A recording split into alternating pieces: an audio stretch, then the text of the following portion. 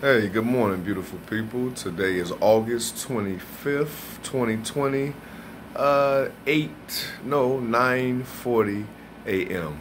And I'm coming to give you 2020 vision in the year that you're in. I'm going to get straight to it.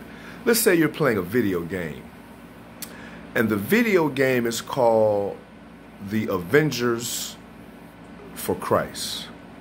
And in the video game, there's a level, right? And the first level may be hard. You just got the control, or you just figured out, or you just got the game, really. You just figured out that you are in a game. You're playing a game. You just figured it out, right? And it may take you a while to figure out how the controls work and what the man in the video game can do for you, right? Boo. But once you figure it out, you know your mission, right? And you know what you can do and can't do. But you may die sometime and come back again, right, in the video game. And keep going until you get to the end, to complete the game and go to the next level, right? So what if you're playing a video game called The Avengers for Christ, and in the video game there are 12 disciples? You find out, okay, it's about 12 disciples, right?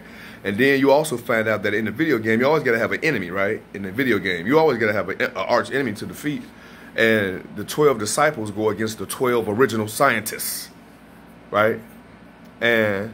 But what the 12 disciples got to do in the video game, it's a video game.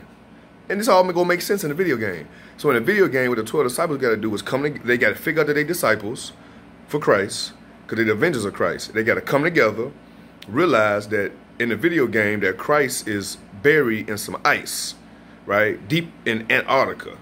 And somehow, some way, by them now knowing this, the ice has to melt in order for the video game to keep going so you can complete it, right? So the ice melt, Christ rise again in the video game, and all the water that was melted cleansed the earth, and all the disciples fly up into the air in this thing called a rapture, and they change bodies with Christ, and they go back to the earth, and they kill all the demons that was created by the 12 original scientists in the Matrix.